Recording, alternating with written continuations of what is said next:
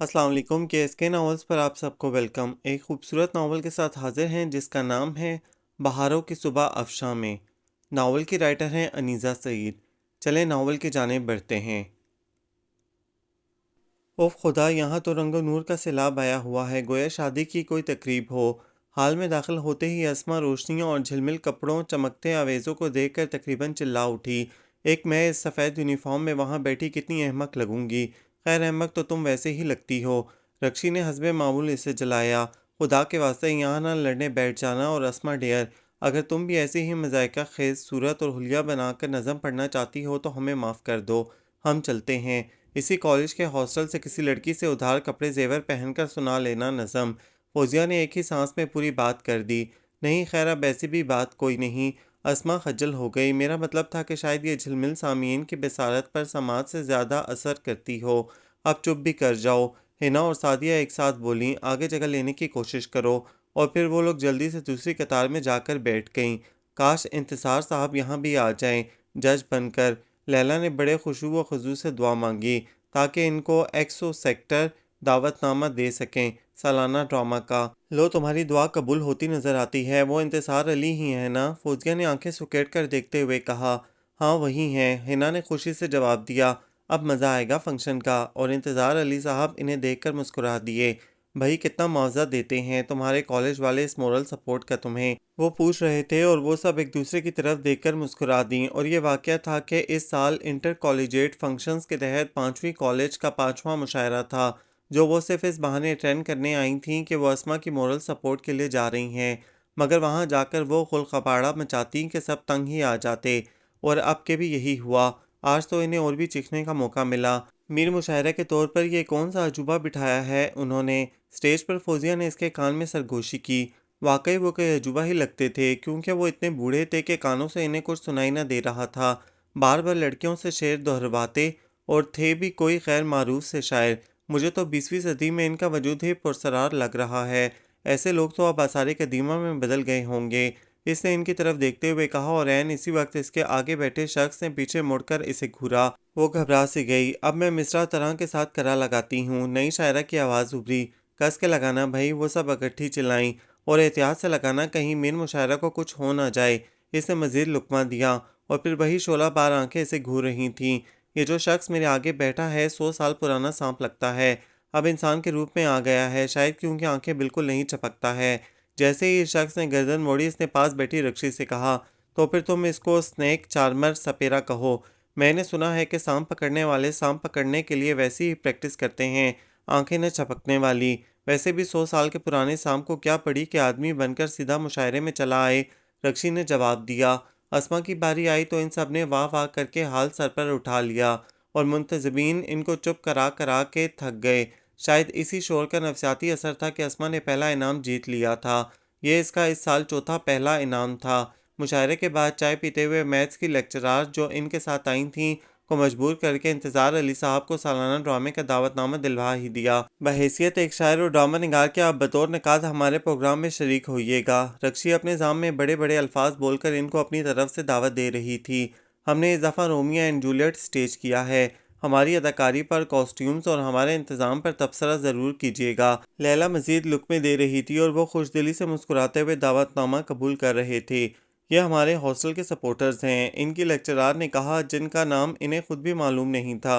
मगर मैथ्स में होने की वजह से अस्मा इनको XO सेक्टर कहती थी। जी जी, वो हंस पड़े। ऐसे सपोर्टर अगर मुझे तालिब इल्मी के ज़माने में मिल जाते तो मैं हर मुशायरा जीता करता। और जब वो वापस जाने के लिए बाहर आ रही थी तो इसने देखा, स्नेक चार्मर सफ़ेद रंग की करोला में बैठा था। और जो ही वो कॉलेज वैगन में सवार हुई, करोला भी स्टार्ट हो गई। और फिर पल की पल में नज़रों से ओझल हो गई।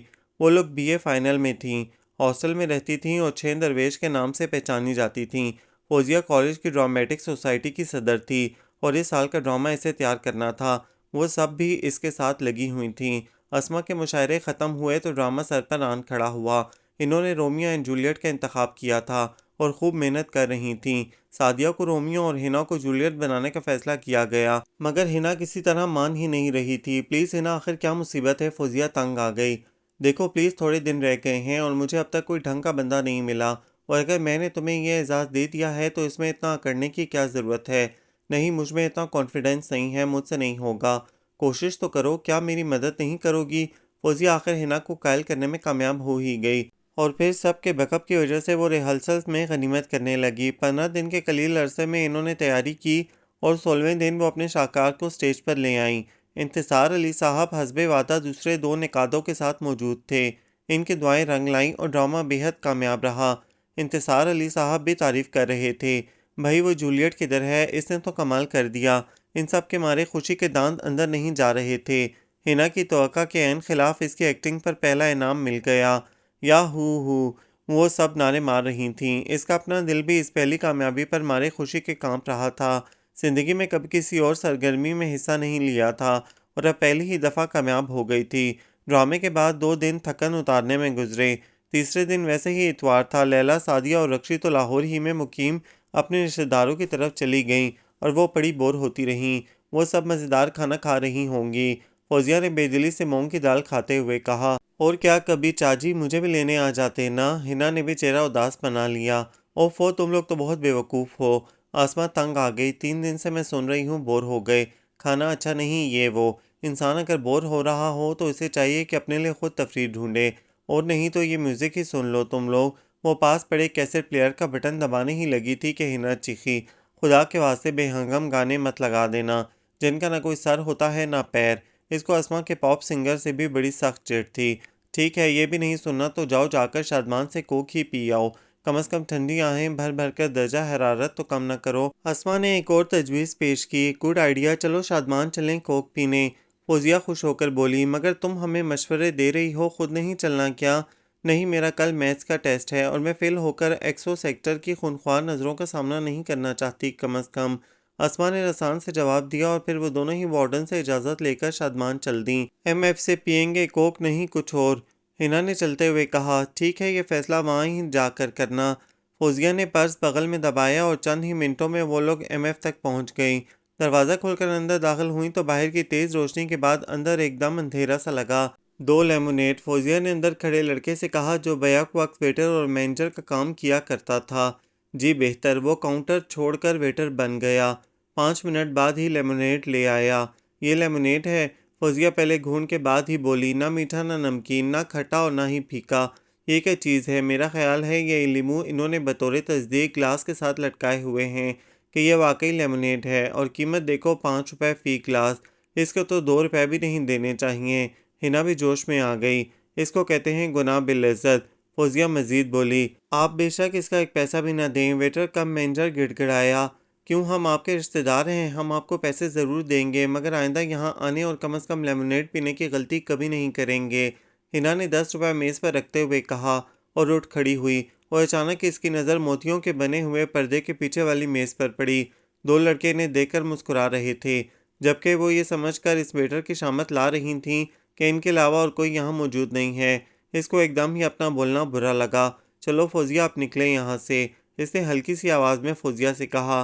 बाहर निकलते निकलते दोबारा इसकी नज़र इन पर पड़ी। वो दोनों एक दूसरे के कान में कुछ सरगोशियाँ कर रहे थे। तब अचानक इसे ख्याल आया कि इनमें से एक को इसने पहले भी कहीं देखा है, मगर कहाँ याद नहीं आ रहा था। क्या बात है? फौजिया ने चलते चलते पूछा। अब इतनी खामोशी क्यों छा गई है तुम पर? हमें इतनी बुरी तरह नहीं बोलना चाहिए था, वो आहिस्तगी से बोली। क्यों? फौजिया भड़क उठी। तुम्हारा क्या ख्याल है, लेमोनेड की जगह इस अजीबो-गरीब महलूल को पी कर भी हम खामोश रहते? मगर वहाँ सिर्फ हम ही नहीं थे, वो फौजिया की तरफ देखते हुए बोली। कौन था वहाँ? सिर्फ वो 2 लड़के थे, तो हमें इनकी क्या परवाह थी? 10 रुपए हमारे ज़ाया जा रहे थे, इनके नहीं। फौजिया ने हाथ हिलाकर कहा, तुम्हें पता था कि वो 2 लड़के वहाँ मौजूद हैं? मेरी तो नज़र ही इन पर बाद में पड़ी, वरना मैं बोलती भी नहीं और चुप करके वो महलूल पी लेती। फौजिया ने इसकी बात काटी। प्लीज़ हिना, तुम्हारे ये कोड ऑफ कंडक्ट असूल हर जगह नहीं चल सकते। बाज़ जगहों पर इंसान को बोलना पड़ता है बगैर किसी का लिहाज किए। गेट से अंदर दाखिल हुई तो लैला और रक्षी मुंतज़िर मिली। लैला इन्हें देखते ही चीख पड़ी, कहाँ मर गई थी तुम लोग? मैं कब से तुम्हारा इंतज़ार कर रही हूँ, 1 घंटा हो गया है और वो असमा साहिबा दरवाज़ा बंद किए बैठी हैं। इसकी शक्ल तो कल टेस्ट के बाद ही देखने को मिलेगी। शुक्र है तुम लोग इधर ही हो। मैं ये सोचकर होल रही थी कि तुम सब वीकेंड पर चली गई होगी, तो मेरा क्या बनेगा? रक्षी ने कहा। वो बातें करते हुए कमरे में घुस गईं। लैला और रक्षी इनको वीकेंड की मसरूफियात बता रही थीं, मगर इसका जहन उलझा हुआ था। भला वो शख्स, वो जहन पर जोर डालते हुए सोचती रही, अचानक वो शोलाबार आंखें इसके जहन में चमकीं और फिर रक्षी की आवाज़ गूंजी, तो फिर तुम इसको स्नेक चार्मर कहो। ओ ये तो वही सपेरा था। लो भला, अगर इसने मुझे पहचान लिया हुआ तो क्या कहता होगा। कितनी रूड और इल मैनर्ड है। इसके दिल पर बोझ सा पड़ गया। एक तो मेरी अखलाकियात वाकई ये सब बजा ही तंग हैं। क्या हुआ जो हमने वो सब कहा, वो क्या सोचेगा। सोचता रहे जो सोचेगा। अपने ख्यालात को इसने खुद ही लताड़ा, मगर रात तक इसका जहन उलझा ही रहा। रात के खाने पर डाक तकसीम हुई तो इसको अब्बा का खत मिला। क्या लिखा है तुम्हारे अब्बा ने।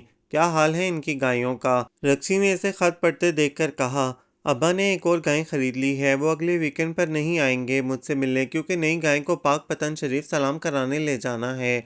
इसने खत बंद करते हुए कहा, क्या क्या गाय को सलाम कराने ले जाना है। ये क्या बात हुई। रक्षी ने चीख कर पूछा। हाँ, वो जब भी कोई नई गाय खरीदते हैं इसको पाक पतन शरीफ ले जाते हैं सलाम कराने। वो कहते हैं इस तरह गाय को नज़र नहीं लगती और वो दूध भी चोखा देती है। इसने वजाहत की। भाई बड़े नामाकूल ख्यालात हैं। रक्षी ने नाक सुकेड़ी। किसके ख्यालात नामाकूल हैं। हमेशा से ऐसा होता चला आ रहा है। कोई वजह तसली होती ही होगी तो फिर ही वो ले जाते होंगे ना सलाम कराने। वो बुरा मानकर बोली, भाई छोड़ो, कोई और बात करो। फौजिया जो बहुत देर से सुन रही थी दरमियान में टपकी, हमें क्या करना है बहस करके, और यूं बात टल गई। इसे अपनी सहेलियों की यही रोशन ख्याली खुलती थी। वो सीधी सादी लड़की साहिवाल से उठकर लाहौर पढ़ने आई थी। बचपन से इसने सिर्फ बाप और दादी को देखा था। माँ इसकी पैदाइश के 2 घंटे बाद ही चल बसी थी। इसने इनकी शक्ल तक न देखी थी। इसकी सारी तरबियत दादी ने की थी और इसे सख्ती से नमाज कुरान का पाबंद बनाया। इखलाकियात और शर्मो हया के ढेरों दर्ज दिए थे। अब्बा इसके इतने पढ़े लिखे नहीं थे। इनका बहुत बड़ा बाड़ा था जहाँ वो गायें पालते थे, असली साहिवाल की गायें, और आमदनी भी खुली थी। वो खालिस दूध मक्खन से परवान चढ़ी थी। जब भी काफ़ी सेहतमंद थी। अब्बा की अपनी तालीम वाजबी थी, मगर इन्हें पढ़ाने का बेहद शौक था। अच्छे से अच्छे स्कूल में दाखिल कराया और फिर मैट्रिक के बाद लाहौर के इस बड़े कॉलेज में दाखिला लेकर दिया। इसकी एक स्कूल टीचर का ज़ोक बहुत अच्छा था और इनसे करीबी ताल्लुकात की वजह से इसका अपना ज़ोक भी अच्छा था। और इस अच्छे ज़ोक की वजह से रक्षी, फौजिया, अस्मा, लैला और सादिया से इसकी दोस्ती हो गई थी। एफए में इसने इंग्लिश लिटरेचर, साइकोलॉजी और फ़िलासफ़ी पढ़े और आहिस्ता आहिस्ता इस पर से साहिवाल का वो चोला उतर गया जिसमें वो बड़ी झिंपू और पर्दादार किस्म की बीवी बनी रहती थी। मगर वो अखलाकियात और हया जो बीबी जान ने इसको सिखाई थी बाकी थी, और यहीं वो बाकी सब लड़कियों से मुख्तलिफ थी। और इसी के ज़ेर असर वो सारी रात, आजकल वो संजीदगी से पढ़ाई में मसरूफ़ थीं। सोचती रही कि वो सपेरा क्या सोचता होगा। इनका फ़ाइनल जुलाई में होना था। अब सारा कोर्स झट ख़त्म कराया जा रहा था क्योंकि छुट्टियों में बहुत थोड़े दिन बाकी थे। चलो कहीं घूमने चलें। सादिया एक रोज़ मुसलसल पढ़ाई से तंग आकर बोली, मेरा तो दिल घबराने लगा है। और वो सब तो गोया इशारे की मुंतज़िर थीं। फ़ौरन तैयार हो गईं। मैं नहीं जा सकती, कल साइकोलॉजी का टेस्ट है और मैं फ़िलहाल फ़ेल नहीं होना चाहती। इसने माजूरी जाहिर कर दी। इनके जाने के थोड़ी देर बाद ही चाची इससे मिलने आ गए, इसीलिए ही मैं नहीं गई शायद। इसने सोचा, चाची इसके चाचा थे, वो इन्हें चाची कहती थी। वो लाहौर में किसी दफ्तर में मुलाजिम थे। जब वो हॉस्टल आई थी तो इन्होंने बहुत इसरार किया था इसे अपने साथ रखने पर, मगर इसका दिल ना माना। एक तो इनका घर कॉलेज से बहुत दूर था, दूसरे इसको मालूम था कि चची इसके रहने से खुश नहीं होंगी। चाची दिल के बहुत अच्छे थे।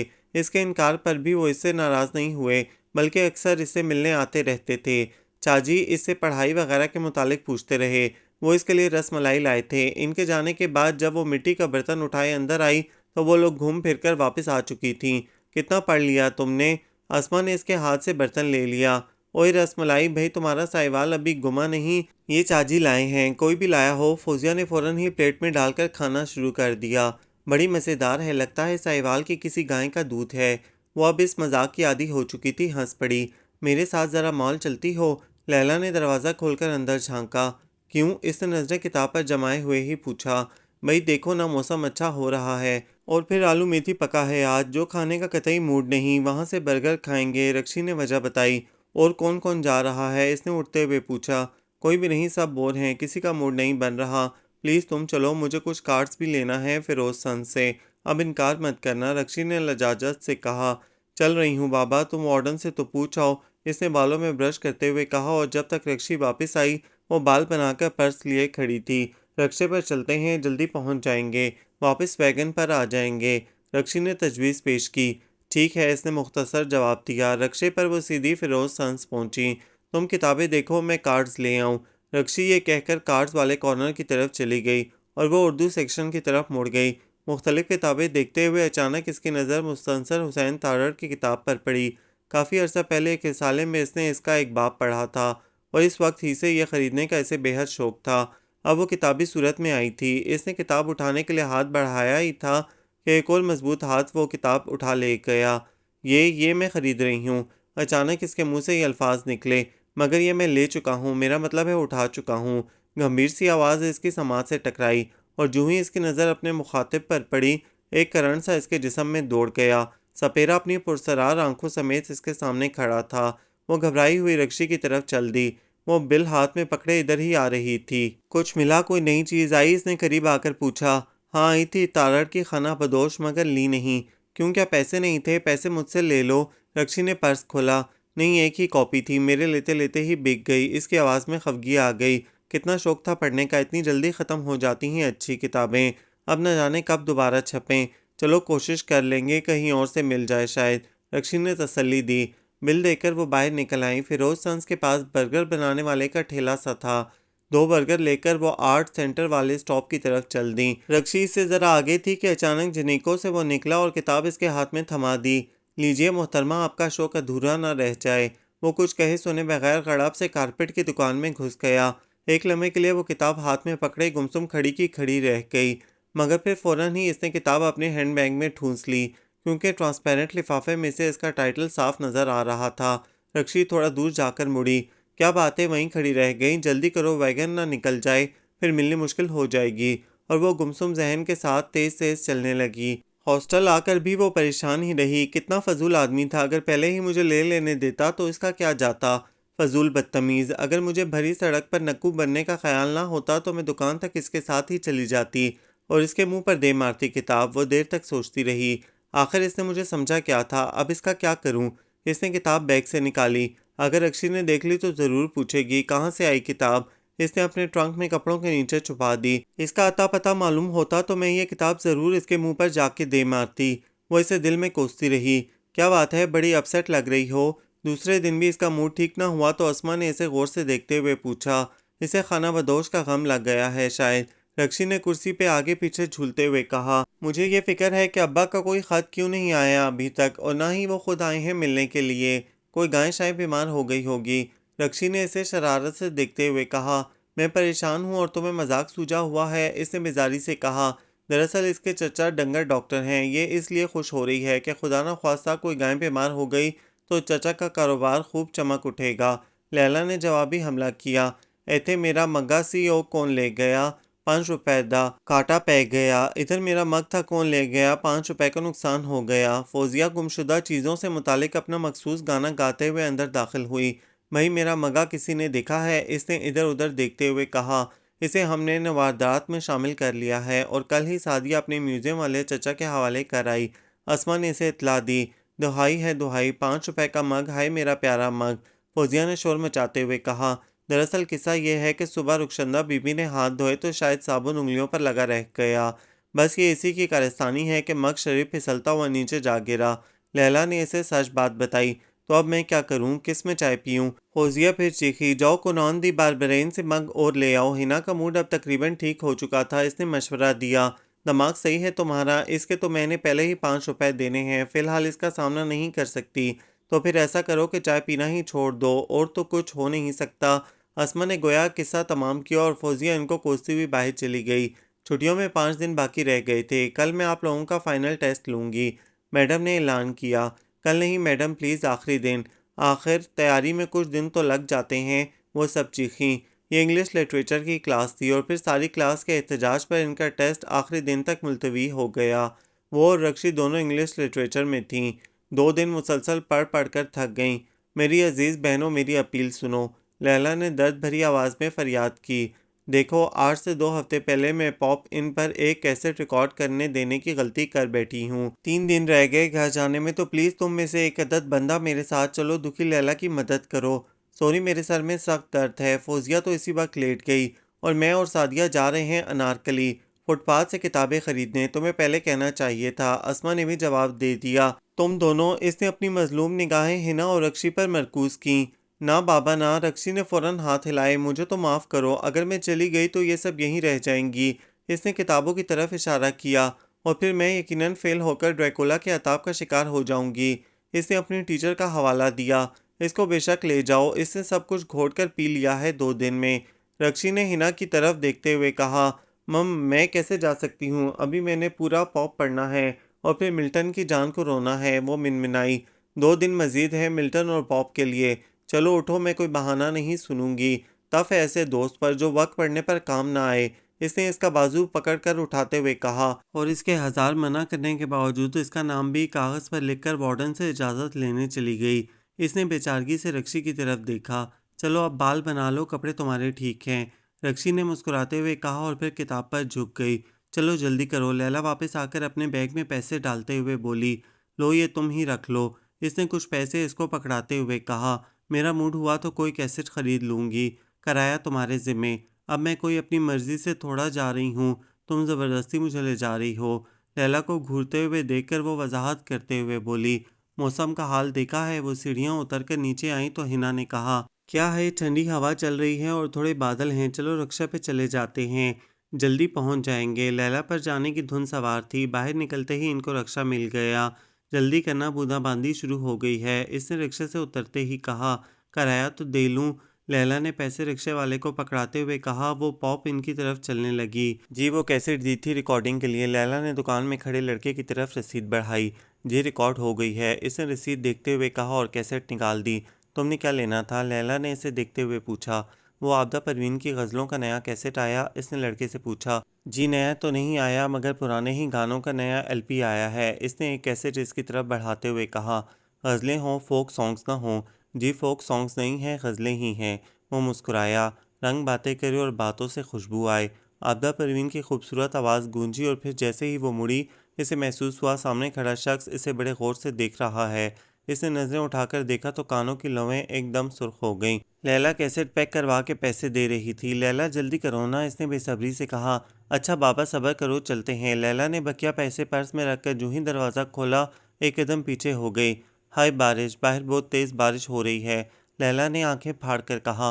ओफो क्या मुसीबत है, बारिश हो रही है तो क्या बाहर नहीं निकलना। इसे बारिश से ज़्यादा इस स्नेक चार्मर की वहाँ मौजूदगी खिल रही थी। बाहर कहाँ जाएं, लैला ने सवालिया नज़रों से इसे देखा। इसने जवाब देने के लिए मुंह खोला, मगर फिर कोई जवाब दिए बगैर दरवाज़ा खोलकर बाहर आ गई। कोई रक्षा ले लेते हैं, इसने बाहर निकलते ही कहा। ज़रूर मिलेगा रक्षा इतनी बारिश में, लैला बड़बड़ा रही थी। तो फिर किसने कहा था आओ ऐसे मौसम में। इसे लैला के बड़बड़ाने पर गुस्सा आ गया। कितनी देर खड़ा रहने के बावजूद भी कोई रिक्शा इधर ना आया और वैगन स्टैंड की तरफ जाते हुए बुरी तरह भीग जाना यकीनी था। ख़वातीन क्या मैं आपकी कोई मदद कर सकता हूँ, वह मूँछों तले मुस्कुराहट दबाता हुआ पूछ रहा था। जी हाँ, अगर आप फटाफट एक रिक्शे की बॉडी खड़ी करके इसमें एक ड्राइवर बिठा दें तो हम ममनू होंगे। लैला यहाँ भी बकवास करने से बाज ना आई। जी इतना लंबा प्रोसेस तो फ़िलहाल मेरे बस में नहीं, लेकिन अगर आप चाहें तो मैं अपनी गाड़ी में आपको आपकी मंजिल तक पहुंचा सकता हूं। इसका लहजा बेहद महज़्ज़ब था। जी नहीं, अभी कोई रिक्शा मिल जाएगा तो हम खुद ही चले जाएंगे, अब के इसने जवाब दिया। खुदा ने फरिश्ता भेजा है हमारी मदद के लिए। देख रही हो सारी मार्केट में सिवाय इक्का दुक्का लोगों के दुकानदार ही नज़र आ रहे हैं, और ऊपर से ये बारिश। ख्वामखा इनकार मत करो, लैला ने इसको ठहाका देकर कहा। दिमाग सही है तुम्हारा, ख्वामखा स्कैंडल बनवाने का इरादा है। इसके लहजे में गुस्सा था। और जो 10 बजे तक हॉस्टल ना पहुंची तो इस वक्त जो स्कैंडल बनेगा वो। लैला की आवाज़ कदरें ऊंची हो गई। ना बाबा, मैं तो बैठ रही हूँ, अच्छा खासा शरीफ आदमी लग रहा है। देखें जनाब, आप हमें शादमान तक पहुँचा दें। लैला ने इसकी तरफ देखते हुए कहा, जो ज़रा दूर हटकर एक सतून के साथ लगा खड़ा बाजार इधर उधर देख रहा था। जी ज़रूर, तशरीफ़ लाइए, वो करोला का पिछला दरवाज़ा खोलते हुए बोला।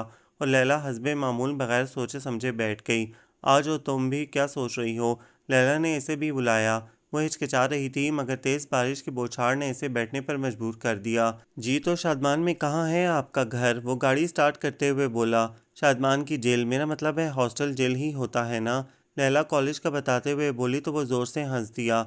वो देखो, national horse and cattle show का इश्तेहार, तुम्हारे अब्बा तो ज़रूर आएंगे ना, लैला ने एक खंबे की तरफ इशारा करते हुए कहा। इसने कोई जवाब न दिया। क्या इनके अब्बा ऑर्गेनाइजर्स में से हैं, वो पूछ रहा था। जी नहीं, वो अपनी बेहतरीन गायें लेकर आएंगे। इनका ये बड़ा बड़ा है साहिवाल में, एक से एक आला नस्ल की गायें हैं इनके पास। पिछले साल भी इनकी बेहतरीन गाय पर इनाम मिला था।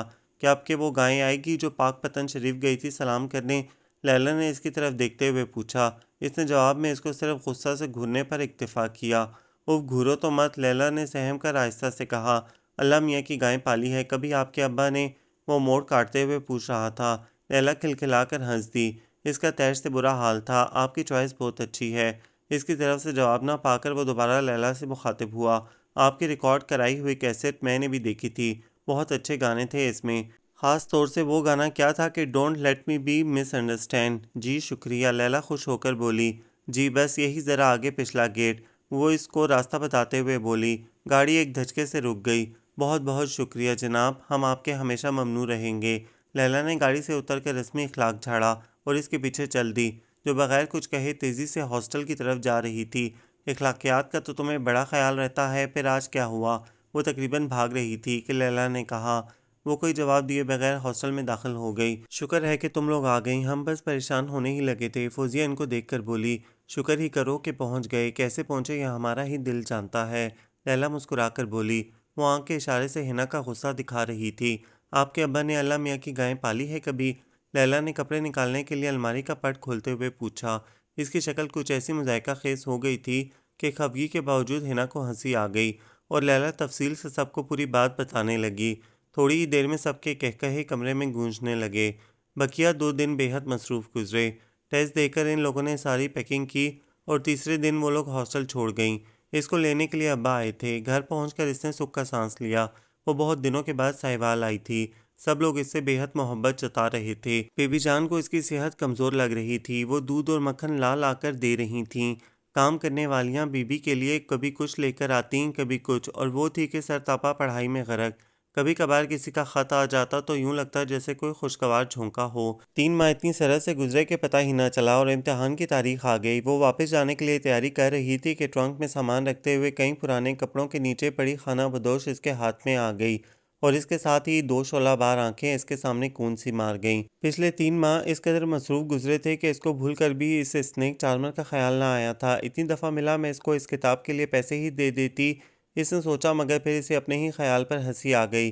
किताब इसने दोबारा देखी तक ना थी। जब तक इसकी कीमत ना चुका लूँ या वापस ना कर दूँ मुझे चैन नहीं आएगा, इसने सोचा और किताब दोबारा ट्रंक में रख दी। अब्बा जी इसको छोड़ने जा रहे थे। बीवी जान इस पर कुछ पढ़ पढ़ कर फूंक रही थीं। सूरह यासीन पढ़कर इम्तिहान देने जाना बरकत होती है, वो नसीहत कर रही थीं। वो हॉस्टल पहुंची तो वो सभी पहले से मौजूद थीं। वो इम्तिहान जो इनको पहाड़ लगते थे जब शुरू हुए तो पता भी ना चला। एक के बाद एक तेज़ी से गुजरते गए। कल तो मैं खुदा का शुक्र अदा करूंगी और मेरी तौबा जो कभी आगे पढ़ने का नाम भी लूँ। आखिरी पेपर से एक दिन पहले फौजिया ने कहा, दुआ करो कि एमए के एडमिशन से पहले ही अल्लाह कोई और सबील निकाले। लैला ने कहा तो सादिया ने सिद्दक दिल से आमीन कहा और फिर आखिरी पेपर के बाद वो लोग हल्की फुल्की हो गईं। शुक्र है खुदा का मुसीबत से जान छूटी। मैं तो अब इन किताबों को कभी हाथ ना लगाऊं। रक्शी ने किताब पटकते हुए कहा, मैं तो इनको उर्दू बाजार में फुटपाथ वालों के यहाँ बेच जाती अगर मुझे सप्ली का खर्चा ना होता। फौजिया ने हंसते हुए कहा, आज तो कहीं बाहर चलें, कल तो हम लोगों ने चले जाना है, जाने फिर कब मिलें। अस्मा ने अफसरदा शक्ल बनाते हुए कहा, अल-फलाह पर बड़ी अच्छी इंग्लिश मूवी लगी है, देखने चलें? लैला ने तजवीज़ पेश की। मंजूर, सब ने ही हाथ हिलाए और वो सब जल्दी जल्दी तैयार होने लगीं। ओफो, ऐसा लगता है गोया सारा शहर टूटा पड़ा हो इस फिल्म पर। अल-फलाह में हजूम को देखकर सादिया ने कहा, आपकी इत्तला के लिए अर्ज़ है जनाब कि ये दूसरा दिन है फिल्म का। हिना ने जवाब दिया, चलो तुम घुसो धान पानसी हो, अभी आओगी टिकट लेकर। फौजिया ने इसे आगे किया और पैसे इसके हाथ में पकड़ा दिए। इसने भी लेडीज़ काउंटर के अंदर हाथ घुसाते हुए शोर मचाया।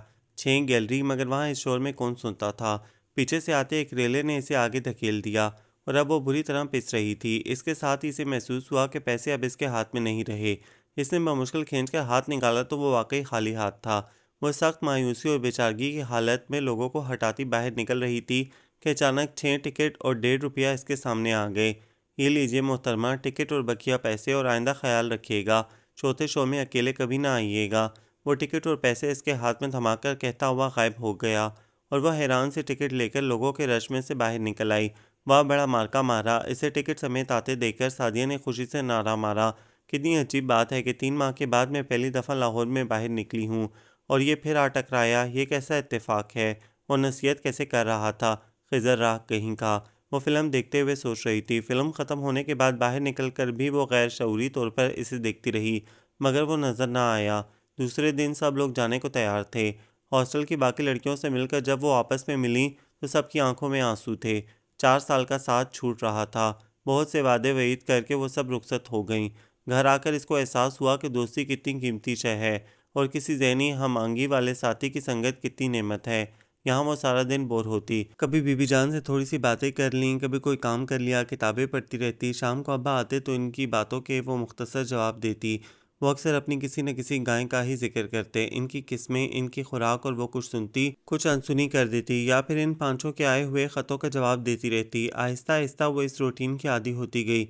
मगर फिर एक ऐसा वाक़या पेश आया जिसने इसको हिला कर रख दिया। वो बात जो ना शान में थी ना गुमान में। अब्बा सुबह अच्छे भले उठकर बाड़े गए और दोपहर को लोग इन्हें लेकर आए। वहीं इनको हार्ट अटैक हुआ और कबल इसके कि इनको कोई तबी इमदाद पहुँचाई जाती, वो सब कुछ छोड़कर चल दिए। इसकी बुरी हालत थी। खाली ज़हन और खाली आँखों के साथ वो आने-जाने वालों को देखती रहती। एक ही मामू थे जो लंदन में रहते थे। इनको इत्तला दी गई तो इनका ताज़ियत तमाम आए चंद पाउंड्स के जल्द ही आ गया। सब काम चाची निपटा रहे थे। बीबी जान को इस उम्र में ये सानेहा देखना पड़ा था। इनका भी बुरा हाल था। घर के अंदर सब आने-जाने वालों को भुगताने का काम चाची जी कर रही थीं। इसको कुछ मालूम नहीं कब अब्बा का स्वयं हुआ और कब आए हुए लोग चले गए। जब इसको होश आया तो इसे लगा जैसे वक़्त की गर्दिश रुक गई हो। इसे ताज़ियत के लिए आने वालों के अल्फाज ज़हर से भी बुरे लगते। एक शाम चाची इसके पास आकर बैठे। बेटा, मैं तुमसे बहुत कुछ कहना चाहता था, मगर तुम्हारे दुख और अपनी परेशानी की वजह से ना कह सका। मगर अब मेरी छुट्टी ख़त्म होने वाली है। अब तुमसे कुछ बातें कहना नागज़ेर हैं। भाई साहब की वफ़ात के बाद से जो बातें अब तक मुझे मालूम हुई हैं, वो कुछ इतनी अच्छी नहीं हैं। मोहम्मद ख़ान जो बाड़े का इंतज़ाम करता है, इसने बताया कि भाई साहब को पिछले साल गायें खरीदने और फ़रोख्त करने में काफ़ी नुकसान हुआ। इन्होंने अपने दोस्तों से और बैंक से कर्जा भी ले रखा है। बैंक वाले कर्जे पर सूद भी बढ़ रहा है, जो इतना है कि बाड़े में मौजूद सारी गायें बिक भी जाएं तो शायद पूरा ना हो। भाई साहब ने तो शायद ये कर्जा इस आस में लिया हो कि अच्छे दिन आने पर लौटा देंगे, मगर किस्मत और ज़िंदगी ने इनका साथ ना दिया। चाची आंसू खुश करने लगे। बेटा, मेरा ख्याल है कि यह कर्जा उतारने के लिए सब कुछ बेचना ही पड़ेगा। कामियों और रखवालों के पैसे भी देने होंगे। इसलिए मेरा और तुम्हारी चाची का ख्याल है कि ये सब बेचकर तुम और बीबी जान भी हमारे साथ लाहौर चलो। क्या ख्याल है तुम्हारा? चाची पूछ रहे थे। साएं साएं साएं, इसका दिमाग शोर मचा रहा था। अब्बा के जाने के बाद मैं बिल्कुल तहदस्त हो गई। क्या किस्मत यूं भी मुंह मोड़ लेती है? वो खाली नज़रों से सामने देखती रही। इससे क्या पूछते हो? जब इसके सिवा कोई चारा ही नहीं तो और क्या करना है? बीबी जान कह रही थी। करना तो कुछ ऐसा ही पड़ेगा, मगर बेटा से पूछना भी तो ज़रूरी था। चाची ने सर में हाथ फेरते हुए कहा, बोलो हिना, कुछ तो बताओ, तुम्हारा क्या ख्याल है? चाची ने इसकी पुश्त पर हाथ फेरते हुए कहा। वो चौंक गई। मेरा तो दिमाग काम नहीं कर रहा चाची, और आपको ये काम जल्द निपटाने हैं तो फिर जो आप बेहतर समझते हैं करें। वो बमुश्किल यही कह सकी। फिर उसको पता नहीं चला कि कब अब्बा का उम्र भर का सरमाया सारी गायें बिकीं, कैसे कर्जे अदा हुए और कब मकान किराए पर चढ़ा। जब इसने चाची को अपनी चीज़ें समेटते देखा तो इसका दिल तड़प गया। अब इसे ये घर भी छोड़ना पड़ेगा, मगर अब वो कुछ कहने की पोजीशन में नहीं थी। और फिर तीसरे दिन ही वो बीबी जान समेत अपना प्यारा शहर छोड़कर चाची के साथ रवाना हो गई। लाहौर पहुंचकर इसे पहला ख्याल यह आया कि अब वो क्लाश हो चुकी है और चाची खुद भी कोई इतने खुशहाल नहीं है। सारी उम्र अब्बा ने चाची के हालात को मद्देनज़र रखते हुए बीबी जान का बोझ कभी इन पर पड़ने न दिया और अपने पास रखा, और अब इसे अब्बा के बाद बीबी जान अपनी जिम्मेदारी लग रही थी। चाची, मैं कोई नौकरी ढूंढ लूँ? एक शाम इसने चाची से पूछा। क्यों बेटा, क्या कोई मसला है खर्च का? नहीं चाची, अब हालात ऐसे हैं कि मुझे कुछ करना ही पड़ेगा, इसने लंबा सांस लेकर कहा। मगर बेटा, तुम मुझ पर बोझ नहीं हो, मकान का माकूल किराया हर महीने आ जाया करेगा। चाची कुछ परेशान हो रहे थे। आजकल मकान के किरायों से क्या बनता है, और फिर अब तो सारी लड़कियां नौकरी करती हैं, इसमें बुराई क्या है? चाची ने कहा। नहीं चाची जी, मैं कोशिश करूंगी कि मुझे जल्दी ही कोई नौकरी मिल जाए। कहने को तो इसने कह दिया था, मगर जब नौकरी तलाश करने चली तो इसे पता चला कि यह कोई आसान काम नहीं है। अखबार में से इश्तहार देखकर वो दरख्वास्त भेजती। अव्वल तो कहीं का जवाब ही ना मिलता, और जो मिलता वो इस काबिल ना होती कि की जाती। 1000-1200 की नौकरी वो खुद भी नहीं करना चाहती थी। वैसे भी अच्छी नौकरी के लिए कम से कम ग्रेजुएट होना ज़रूरी था। कंप्यूटर की शर्त अलहदा होती, और इसका तो अभी रिज़ल्ट निकलने में भी महीने बाकी थे। फिर इसने खुद बाहर निकलने का इरादा किया। कई जगह जाकर पूछा, मगर हर जगह मायूसी। इसे यूँ लगता चल चल कर इसके पाँव में छाले से पड़ गए हों, और ऊपर से गर्मी का मौसम। इस रोज़ भी वो अखबार के दफ्तर में ख़वातीन के सफ़े के लिए इंचार्ज का इंटरव्यू देने आई थी। तालीम के मेयार पर वो यहाँ भी पूरी नहीं उतरती थी, मगर आज़माने में क्या हर्ज है कि तहत वो आ गई। जैसे ही इसका नंबर आया वो अंदर दाखिल हुई। इसकी नज़र वहाँ पर बैठे इंतसार अली साहब पर पड़ी। वो एक तरह बैठे अखबार पढ़ रहे थे। तशरीफ़ रखिए, इंटरव्यू लेने वाले शख्स ने इससे कहा, और फिर इससे सवाल पूछने लगा। तालीम के ऊपर आकर बात ख़त्म हो गई। अपने रिजल्ट आने का इंतज़ार करें फिर आएँ, हो सकता है कोई जगह निकल आए। वही घिसा-पिटा जवाब और जब वो उठकर जाने लगे तो इंतज़ार साहब बोले, भई मैं काफ़ी देर से तुम्हें देख रहा हूँ, मगर याद नहीं आ रहा कि मैंने पहले तुम्हें कब और कहाँ देखा है। जी सर, वो इंटर कॉलेजिएट मुशायरे में वो गोलखपाड़ा ग्रुप, वो सालाना ड्रामा रोमियो एंड जूलियट और इसमें मैं जूलियट, इसने इन्हें याद दिलाया। हाँ, हाँ, खूब याद दिलाया। वो ऐनक दुरुस्त करते हुए बोले, तो अब तुम यहाँ इंटरव्यू देने आई हो? जी, मगर जवाब मिल गया। वो मायूसी से बोली, क्यों मुजीब साहब, इनके लिए कोई गुंजाइश? इन्होंने इंटरव्यू लेने वाले साहब से पूछा। जी नहीं सर, हम खातून को बता चुके हैं। तो फिर वो इसकी तरफ मुड़े, वाकई इंतज़ार करो ना रिजल्ट आने तक। जी नहीं सर, मुझे अभी जॉब तलाश करनी है। मेरे हालात। वो चुप हो गई। क्यों, क्या हुआ हालात को? इनके पूछने पर इसने सब कुछ बता दिया। टीवी में काम कर लोगी? सारी बात सुनने के बाद वो बोले, जी सर, वो टीवी में? वो गड़बड़ा गई। हाँ, जहाँ तक मुझे याद पड़ता है तुमने अपने सालाना ड्रामे में ज़बरदस्त परफॉर्मेंस दी थी। वो याद करते हुए बोले, मैं आजकल एक नया ड्रामा लिख रहा हूँ। अगर तुम स्क्रीन टेस्ट वगैरह क्लियर कर लो तो तुमको बतौर नया चेहरा मुतारिफ करवाया जा सकता है। क्यों, क्या ख्याल है? इन्होंने इसकी तरफ देखते हुए पूछा। जी, वो इस अनोखी पेशकश पर हैरान रह गई थी, मगर पिछले कई दिनों की ख्वारी ने इसको शिद्दत पसंद बना दिया था। ठीक है सर, बेसाख्ता इसके मुंह से निकला। वेरी गुड, वो खुश होते हुए बोले, लो ये मेरा कार्ड है, कल पहुंच जाना, मैं खुद तुमको ले जाऊंगा। वो कार्ड लेकर कमरे से निकल आई। जब काम ही करना है तो इसमें क्या हर्ज है? वैसे भी टीवी कोई बुरा मीडिया नहीं है, बड़े अच्छे अच्छे घरों की लड़कियां वहां जाती हैं। अखबार के दफ्तर की सीढ़ियां उतरते हुए इसने सोचा। घर पहुंचकर इसने किसी को नहीं बताया, बल्कि अपने जहन को तैयार करती रही। सारी रात भी इसको ढंग से नींद न आई। दूसरे रोज़ 10 बजे वो इंतज़ार साहब के बताए हुए पते पर पहुंच गई। वो इसी का इंतज़ार कर रहे थे। 11 बजे वो टीवी स्टेशन पहुंच गए। अंदर दाखिल होते ही इसे ख्याल आया, हम लोग पता नहीं क्या क्या सोचा करते थे कि टीवी स्टेशन अंदर से कैसा होगा। वो कॉरिडोर में से गुजरते हुए सोचती रही। एक कमरे के सामने जाकर इंतज़ार साहब रुक गए और फिर दरवाज़ा खोलकर इसे पीछे आने का इशारा करते हुए अंदर चले गए। अस्सलाम वालेकुम फ़ारूकी साहब। इन्होंने सामने कुर्सी पर बैठे एक शख्स से हाथ मिलाया। आखा इंतज़ार साहब। वो शख्स भी चहका। क्या हाल है, ड्रामा लिख लिया या नहीं? नहीं साहब, ड्रामा कल पहुंचेगा। इंतज़ार साहब बोले, अरे जल्दी कीजिए इंतज़ार साहब, कब ड्रामा आएगा, कब स्क्रिप्ट बटेंगे और रिहर्सल कब शुरू होगी? वो शख्स हाथ हिलाकर बोला, आज तो मैं एक ज़रूरी काम से आया हूँ। ये देखें, हिना बीबी हैं। भाई मैंने तो एक ड्रामे में इनकी परफॉर्मेंस देखी और कायल हो गया। आप भी आजमा लीजिए, नया चेहरा मुतारिफ करवाइए जनाब, नया चेहरा। इंतज़ार साहब हंसते हुए कह रहे थे, जी काल पड़ा हुआ है नए चेहरों का, मगर क्या आपको यकीन है कि ये बीबी कर लेंगी? वो इसे गौर से देखते हुए बोला, जी मुझे तो यकीन है, आप भी इत्मीनान कर लें। इंतज़ार साहब ने कहा। 12:15 बजे इसका स्क्रीन टेस्ट हुआ और 2 बजे तक वो वहीं बैठी रही। फिर इससे कुछ डायलॉग बुलवाए गए। इसे याद आया कि कई डायलॉग वो लोग टीवी आर्टिस्टों की नकल उतारते हुए इनसे बेहतर बोल जाती थीं। इसी तरह इसने यहाँ भी किया और फिर 15 मिनट के बाद इंतज़ार साहब ने इसे बताया कि फ़ारूकी साहब को इसकी अदायगी और चेहरा पसंद आ गया और वो अगले महीने इनके लिखे हुए तवील दौरानिया के खेल में काम कर सकेगी। इसके दिल को कुछ होने लगा, पता नहीं मैं इतना लंबा काम कर भी सकूं या नहीं। फिर इसने खुद को डांटा, अब ख्याल आ रहा है ये तो पहले सोचने की बात थी। इंतज़ार साहब ने इसे घर उतारा तो 4 बज चुके थे। सारा दिन ख्वार होती रहती हो, कोई काम भी बनाया नहीं। बीबी जान डेवड़ी में ही मौजूद थीं। बन ही गया बीबी जान, वो इनके पास ही बैठ गई। कहाँ मिला काम? चाची ने पास आकर पूछा। टीवी पर, इसने आहिस्ता से कहा, मगर बीबी जान ने सुन लिया। एक ऐसा टीवी, दिमाग सही है तेरा लड़की? लो और सुनो, टीवी पर काम मिला है। वो चीखने लगी। सुन तो ले बीबी, क्या काम मिला है? चाची ने इन्हें खामोश कराया। एक ड्रामे में काम करने के लिए सेलेक्ट किया गया है मुझे। इसने सारी तफसील एक ही जुमले में बता दी। तू ड्रामे में काम करेगी? ए सुनते हो मोहम्मद हसन? इन्होंने अंदर बैठे चाची को आवाज़ दी। ए अब अहमद हसन की लड़की ड्रामों में आएगी, बाप के मरने के बाद नाम रोशन करेगी इसका, सारा साहिवाल देखेगा। इन्हें साहिवाल वालों की फिक्र पड़ गई। क्या करेगा साहिवाल देखकर? वो चिढ़ गई। इनसे तो इतना ना हुआ कि अब्बा के मरने के बाद कुछ ख्याल कर लेते। हमारा क्या था जो वो सब्र करते कर्जे के सिलसिले में? हमदर्दी के बोल तक तो कहे न गए इनसे। वो ऊंची आवाज़ में बोल रही थी, ज़रा बाहर निकल कर देखें बीबी जान, आपको पता चले कि कैसे कैसे आला ख़ानदानों की लड़कियां मेरी तरह मजबूर होकर नौकरी की तलाश में मारी मारी फिरती हैं। आप देखें तो आपको पता चले। हर तरफ से मायूस होकर ही मैंने ये काम कबूल किया है। वैसे भी इसमें कोई बुराई नहीं। वो बोल रही थी और बीबी जान अपनी सारी तरबियत अकारत जाती हुई देख रही थी।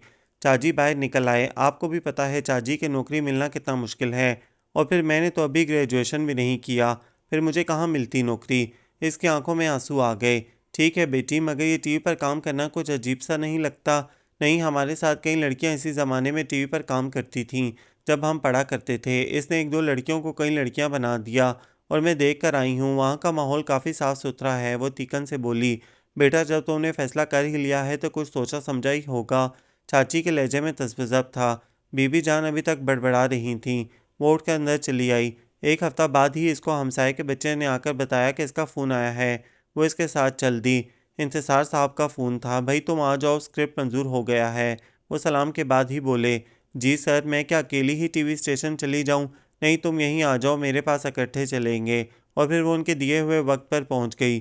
टीवी आर्टिस्ट को वहां की पाबंदी करना लाजिम होता है। इंतज़ार साहब स्टीयरिंग घुमाते हुए इसे बता रहे थे। कॉन्फिडेंस होना भी ज़रूरी है। कतई घबराना नहीं। आप कामयाब हो गई तो हमेशा कामयाब रहोगी। वो टीवी स्टेशन पहुंच गए थे। इंतज़ार साहब की रहनुमाई में वो फारूकी साहब के कमरे में पहुंची। वहां आज काफ़ी सारे लोग थे। कई ऐसे चेहरे जो अब तक इसने सिर्फ स्क्रीन पर देखे थे। एक अजीब सी एक्साइटमेंट महसूस होने लगी। लो भाई अब्बास, ये है हमारी नई हीरोइन। फारूकी साहब ने इसे देखकर अपने करीब खड़े एक शख्स से कहा। ओ, ये अब्बास अहमद, मुल्क के नामवर टीवी और स्टेज आर्टिस्ट।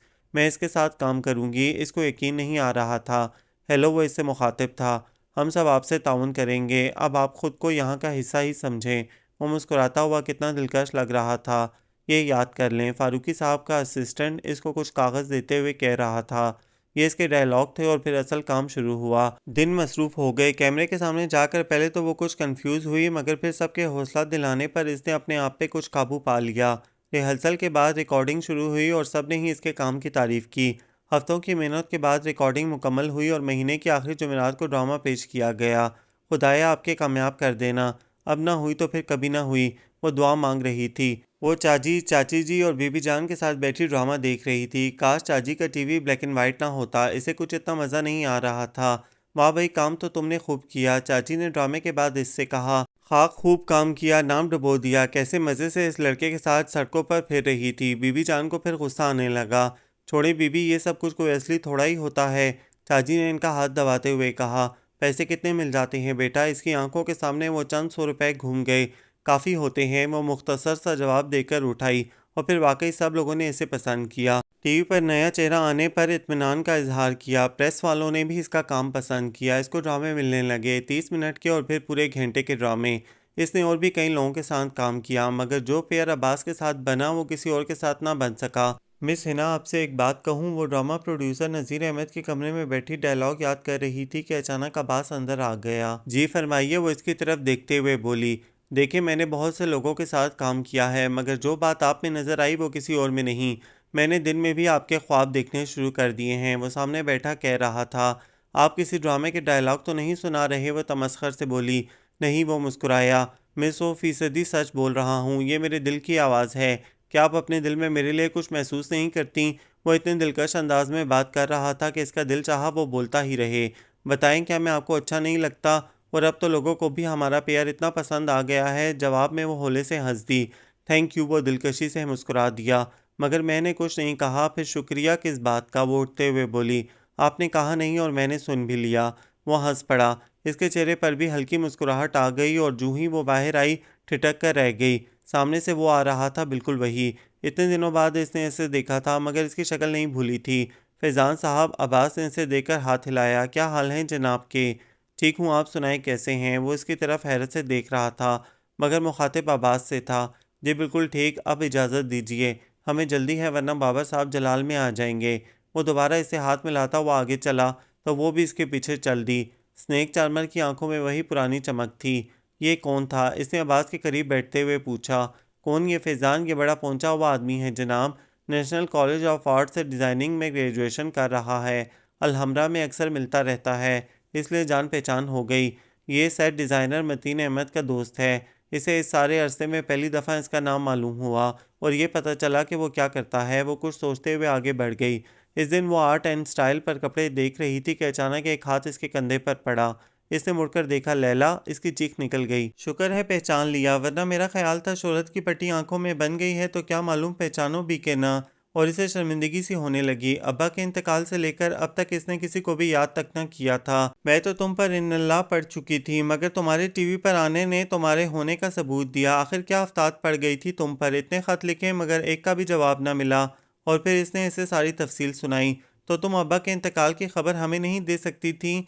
लैला खफगी से बोली। सच जानो अब्बा के इंतकाल के बाद से कुछ ऐसा चक्कर पाँव में पड़ा कि कुछ होश ही नहीं आया। तुम सुनाओ, लगता है तुम्हारी शादी हो गई। इसने लैला की कलाइयों में पड़ी सोने की चूड़ियां देखते हुए कहा। हाँ, लैला मुस्कुरा दी। मैं यहाँ ही होती हूँ अब। और मजीद ये कि फौजिया, अस्मा और सादिया भी रुखसत हुई। रक्षी का भी अगले 2-3 माह तक यही इरादा है। इसने इतलात दी और मुझे किसी ने बताया तक नहीं। वो नाराज़ी से बोली। जनाब, सब ने तुमको साहिवाल कार्ड भेजे मगर तुम्हारा कोई अता पता ही नहीं मिलता था। हमें क्या पता था कि तुम साहिवाल से टीवी स्टेशन तक का सफ़र तय कर रही हो। लैला हंस दी। अब यहीं खड़े खड़े बातें किए जाएंगे। आओ मेरे साथ चलो मेरे घर। अभी मुझे टीवी स्टेशन जाना है, फिर कभी सही। इसने इसका हाथ दबाते हुए कहा। लाओ अपना एड्रेस मुझे दे दो, मैं किसी वक्त ज़रूर आऊँगी। Model town H block, Laila ने नंबर बताते हुए कहा और फिर हाथ हिलाते हुए चली गई। और इसकी आंखों में न जाने क्यों नमी सी आ गई। किसी पुराने दोस्त का मिलना वाकई मसीहा और खिज़र से मुलाकात से बेहतर है, इसने सोचा। आज रात का खाना कहीं बाहर ना खाएं, अब्बास ने कहा तो वो सोच में पड़ गई। आज रात मगर मैं चाची को बता कर नहीं आई। वैसे भी रात को कहीं जाना मुझे अच्छा नहीं लगता, इसने जवाब दिया। रात को शूटिंग्स के मुतालिक क्या ख्याल है? इस वक्त चाची का डर नहीं होता? नहीं, इस वक्त मैं इनको बता कर आती हूँ कि मैं रात देर से आऊँगी, बल्कि आऊँगी ही नहीं, इसलिए कि इसके बाद मैं नीलोफर के घर चली जाती हूँ इसके साथ। इसने मेकअप वोमेन का जिक्र किया। तो फिर तुम अपने चाची को फ़ोन कर दो, मगर मेरे साथ चलो ज़रूर। आज बड़ा मूड हो रहा है तुम्हारे साथ डिनर लेने का। इसने कुछ इस तरह से कहा कि वो इनकार ना कर सकी और चाची को फ़ोन कर दिया। इंटरनेशनल होटल के हॉल में दाखिल होते ही इसकी नज़र सामने बैठे स्नेक चार्मर पर पड़ी। तो आज फिर टकराव हो गया, इसने दिल में सोचा।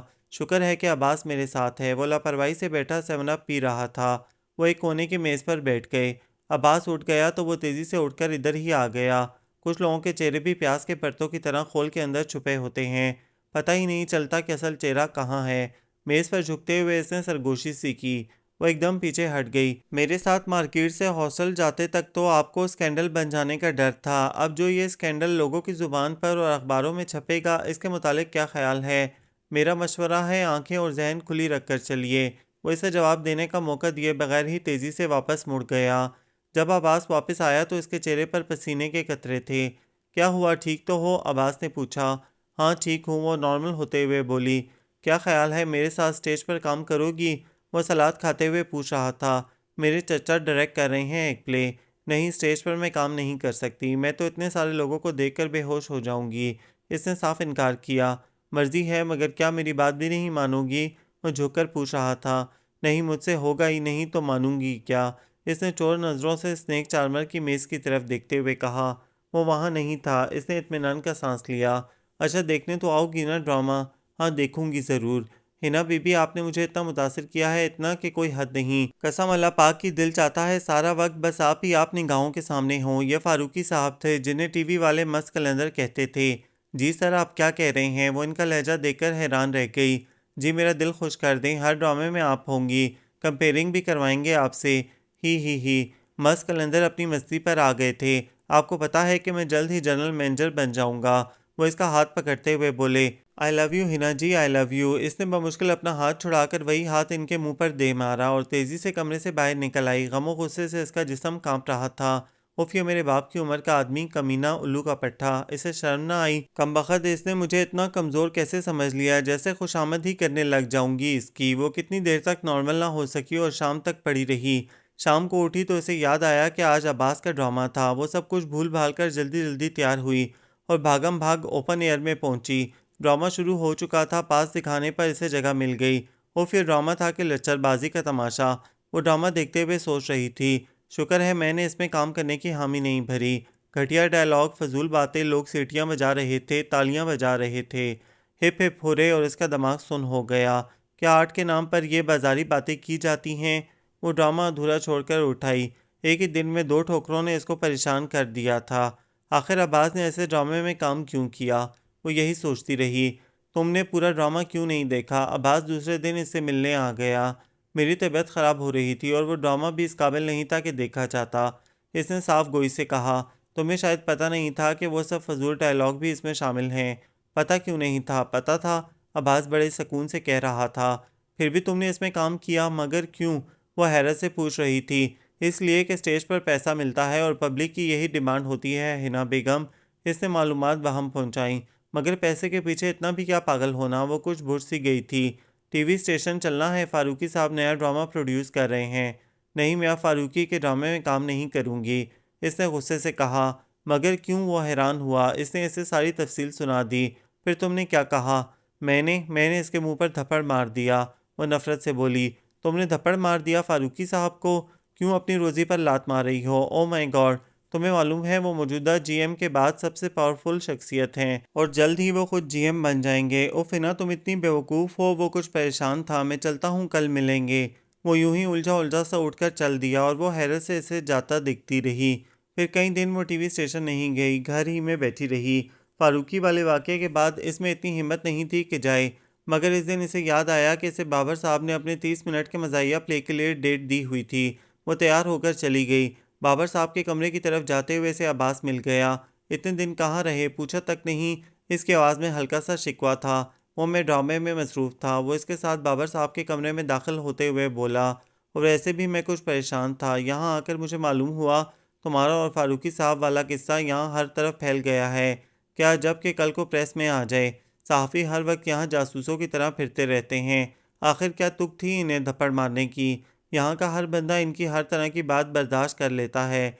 फिर तुम में क्या लाल जड़े हैं? मगर अब्बास, अपनी अना, अपनी खुददारी, इज़्ज़त नफ्स भी तो कोई चीज़ होती है। वो हैरत से इसकी तरफ देखते हुए बोली। इज़्ज़त नफ्स, ये तुम जैसी मिडिल क्लास लड़कियों के मसले होते हैं। टीवी जैसी मीडिया में आकर ये सब चीज़ें बाहर रह जाती हैं। मगर तुम तो बहुत बेवकूफ़ हो। किसी और को देखा है ये कुछ करते हुए? कहीं मैं भी तुम्हारे साथ फारूकी साहब के अताब का निशाना न बन जाऊँ ख्वामखा। वो सर हिलाते हुए बोला। वो कुछ कहने ही लगी थी कि बाबर साहब अपने 5 साथियों समेत अंदर आ गए। अच्छा तो मिस हिना और अब्बास, आप लोग आ गए? वो सिगरेट का धुआं छोड़ते हुए बोले। भाई, अब 23 मार्च के प्रोग्राम तैयार करने हैं, ड्रामा तो बीच में ही रह गया। अच्छा सर, फिर मैं चलता हूँ। अब्बास इसकी तरफ देखे बगैर बाहर निकल गया। हिना जी, आप पंजाबी प्ले में काम कर लें, पंजाबी तो आती होगी आपको। बाबर साहब इससे मुखातिब हुए। जी सर, वो आहिस्ता से बोली। इंसान हर तरह के माहौल में एडजस्ट कर ही लेता है अपने आप को। बाबर साहब सिगरेट पर सिगरेट पी रहे थे। ये देखें, ये कवल का फूल। इन्होंने अपनी मेज़ पर पड़े फूल की तरफ इशारा किया। कहते हैं कीचड़ में ही खिलता है, मगर हम यहाँ लाए तो यहाँ एडजस्ट हो गया। इसे इनकी बातें बेतुकी सी लगीं। बाबर साहब के साथी एक एक करके उठकर बाहर चले गए। हाँ तो हिना जी, वो धुआं उड़ाते हुए बोले। अब्बास आपके बगैर ही चला गया। ये सब फ्रॉड हैं। फारूकी, अब्बास सब एक नंबर कमीने हैं। आपको कितना दुखी कर दिया इन्होंने। अरे हमारे जैसे खरे लोगों को आजमाया होता, अब भी आजमाएं। मिलकर हम एडवर्टाइजिंग एजेंसी खोलेंगे। आप मॉडलिंग कर लीजिएगा। इनका सिगरेट धुएं के छल्ले बना रहा था, वहाँ भी एडजस्ट कर लेंगी आप। आखिर ये कवल का फूल भी तो। जी, इसने गुस्से से कांपती आवाज़ में कहा। ये कीचड़ में ही खिलता है, फिर यहाँ क्यों एडजस्ट ना करता? यहाँ भी तो हर तरफ कीचड़ ही है। इसका बस नहीं चल रहा था कि पेपर वेट उठाकर इनके सर पर दे मारे। वो खटाक से दरवाज़ा बंद करके बाहर निकल आई। इसका जहन मऊफ था। इसे पता नहीं चला कब वो घर पहुंची। ऐसा लगता था बड़ी दूर से पैदल चली आ रही हो। फिर जो वो बिस्तर पर पड़ी तो कितने दिन ना उठ सकी। बीबी जान सारा दिन हुलती रहती। इसे साया हो गया है, इसीलिए कहती थी नहस जगहों पर ना जा। 15 दिन तक बिस्तर पर पड़े रहने के बाद वो बेहद कमज़ोर हो गई थी। तुम्हारा फ़ोन आया है साथ वालों के घर, चाची ने आकर कहा तो वो बमुश्किल उठकर गई। लैला का फ़ोन था। कितने दिन तुम्हारा इंतज़ार करती रही, मगर तुम ना आई। कल शाम को मेरी शादी की सालगिरह है, ज़रूर आना। अब कोई बहाना ना करना। इसके बेहद इसरार पे इसने हामी भर ली। कई दिन बाद इसने आईना देखा। आईने में इसको अपना चेहरा धुले लट्ठे की मानद लगा। सीधी सी चुटिया करके इसने पर्स पकड़ा। चाची जी, मैं जा रही हूँ लैला के लिए कोई तोहफा लेने। वो चाची को बताकर बाहर आ गई। रक्शे पर बैठकर वो सीधी माल पहुंची और फिर रीगल करीम बख्श पर उतरकर इसने पैसे दिए। अंदर जाने ही वाली थी कि इसे अब्बास नजर आया, एक और नई उभरती हुई अदाकारा के साथ। वो एक गाड़ी की ओट में हो गई। वो दोनों पास से गुजरे। मैंने बहुत से लोगों के साथ काम किया है शहला, मगर तुम जैसा कोई नहीं मिला। अब्बास कह रहा था, वही अल्फाज, वही शख्स, मगर मुखातिब कोई और।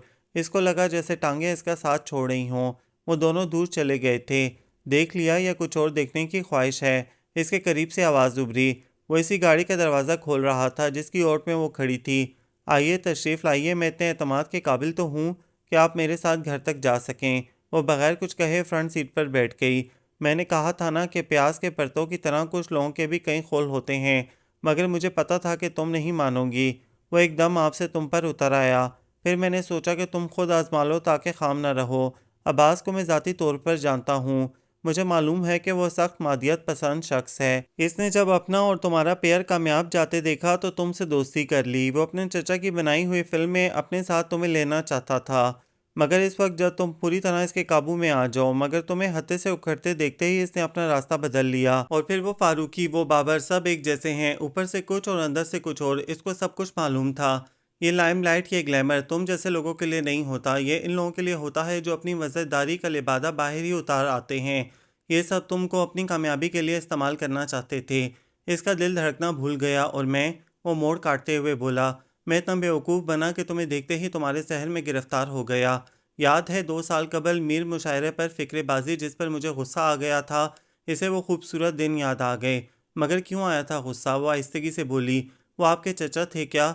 चचा नहीं, दादा थे। ओह, इसे सख्त शर्मिंदगी हुई। कितना मजाक उड़ाया था इनका। मगर मैं इनका ममनू हूँ। इसने सेल्वेस के सामने गाड़ी खड़ी करते हुए कहा, एक कप चाय पीना पसंद करोगी? वह खामोशी से उतर आई। मैं इनका ममनू इसलिए हूँ कि वो मुझे ज़बरदस्ती मुशायरे में ले गए और वहाँ मैंने तुम्हें पा लिया।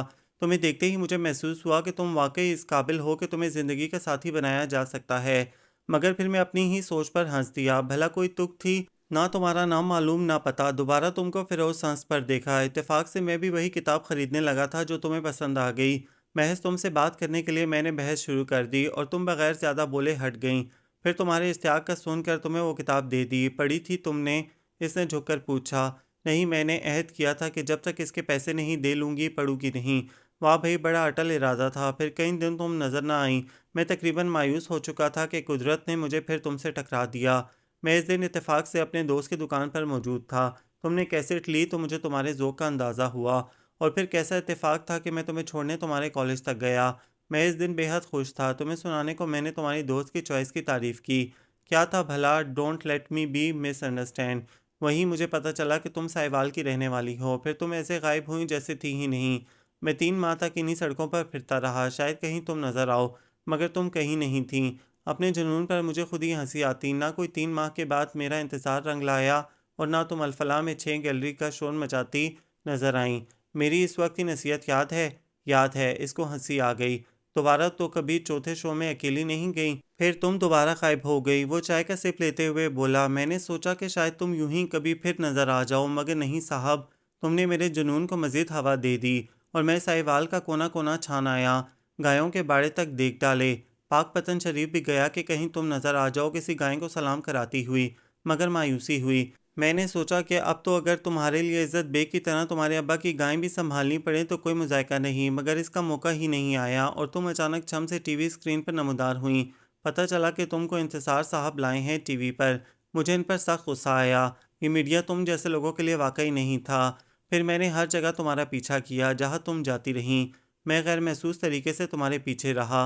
मुझे हर हाल में तुम्हें इन मादियत पसंद लोगों से बचाना था। फिर इस रोज़ हिल्टन में मैंने तुमसे जो कहा, मगर तुम मासूम थी, ना समझ सकी कि यहाँ तो मकरो फ़रेब के जाल हर तरफ फैले हुए हैं। तुम जैसे मासूम तो बड़े आराम से इनमें फंस जाते हैं। मगर किस्मत ने तुम्हारा साथ दिया और तुम जल्द ही निकल आईं। इससे पहले कि ये जाल तंग होता, आखिर तुम्हें यहाँ तक आने की सूझी क्या? वो एक लंबे सांस के बाद बोला, अब्बा की मौत ने मुझे यहाँ आने पर मजबूर कर दिया, कहीं और रास्ता जो नहीं मिलता था। और वो गायें क्या हुईं? बिक गईं। वो आहिस्तगी से बोली, शुक्र है अब्बा की पाली अल्लाह मियाँ की गायें तो महफूज रही। वो सीधा होता हुआ बोला, ये और बात है कि पिछले 2 साल से मुझे इसकी हिफाजत करना पड़ रही है। वो मुस्कुरा दिया। चलें अब। वो उठ खड़ा हुआ। वो भी उठकर इसके साथ खड़ी हो गई। कल मेरे अब्बा मोहम्मद हसन साहब के पास इनकी भतीजी को अपने बेटे के लिए मांगने आएंगे। क्या जवाब देंगे वो सीढ़ियाँ उतरते हुए पूछ रहा था। तो इसे चाची के नाम का भी पता था। वाकई ये कोई पहुंचा हुआ आदमी है। ये देखो, ये नरगिस के फूल, ये मेरे इंतज़ार के गवाह हैं। वाकई जज्बा सादिक हो तो बंदा मंजिल तक ज़रूर पहुंचता है। इसने रीगल से ख़रीदे हुए फूल दिखाकर कहा और गाड़ी स्टार्ट कर दी। इस दिन के बाद से बिला नागा आबदा परवीन की ये गज़ल सुन रहा हूँ। वो कैसेट जिसमें सारी गज़लें थीं वो तो नहीं है, मगर ख़ास गज़ल ज़रूर है। वो कैसेट प्लेयर में कैसेट लगाता हुआ बोला, रंग बातें करें, बातों से खुशबू आए, दर्द फूलों की तरह महके अगर तू आए। आबदा परवीन की आवाज़ उभरी और इसको वाकई लगा कि इससे मिलने के बाद इसके ज़ख्म फूलों की तरह महक उठे हैं, जैसे वो तपती धूप से ठंडी छाँव में आ गई हो। इसने इसकी तरफ देखा। स्नेक चार्मर, वो कहकर ज़ोर से हंस दी। हाँ, तुम मुझे स्नेक चार्मर कहती रही हो, मुझे ये भी पता है, मगर सांप पकड़ने का तो मुझे कोई तजुर्बा नहीं। अलबत्ता हिना चार्मर में ज़रूर हूँ। वो भी ज़ोर से हंस दिया।